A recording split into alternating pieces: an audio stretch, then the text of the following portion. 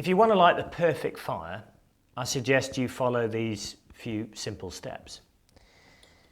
Firstly, you want to take some kiln-dried kindling, and about 6 to 8 sticks is really quite sufficient.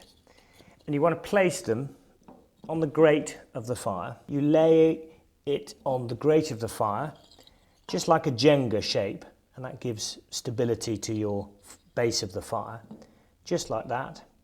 You then take one of these Flamer's natural fire lighters, and these are actually made of wood wool dipped in wax, and they don't have that awful paraffin smell, so they're really great for lighting a fire.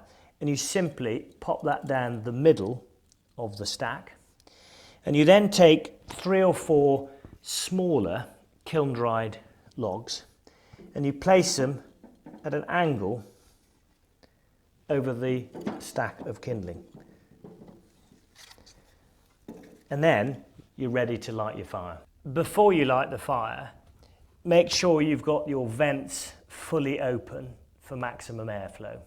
Lighting your fire correctly is the most important part of ensuring you minimize emissions. Once you've lit the fire, close the door, but just leave it ajar.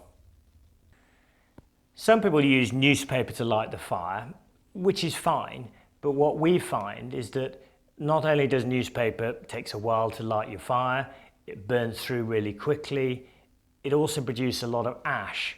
And of course there's a lot of ink in newspaper and magazines, etc. And some manufacturers don't feel that's the right for their stove.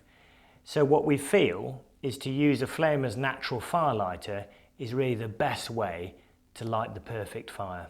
The other way of ensuring you reduce emissions and minimize smoke in the fire is to use kiln-dried kindling and kiln-dried logs, which are dried to below 20% moisture content, and that will ensure you get a really clean burn and with maximum efficiency. So after about 5 or 10 minutes, once your fire is really burning nicely, add 2 or 3 more logs to really build a good base to the fire.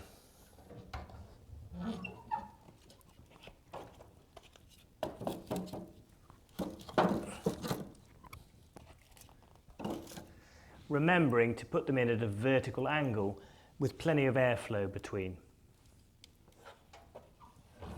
Then close the door and primary air control and use the air wash to regulate the fire.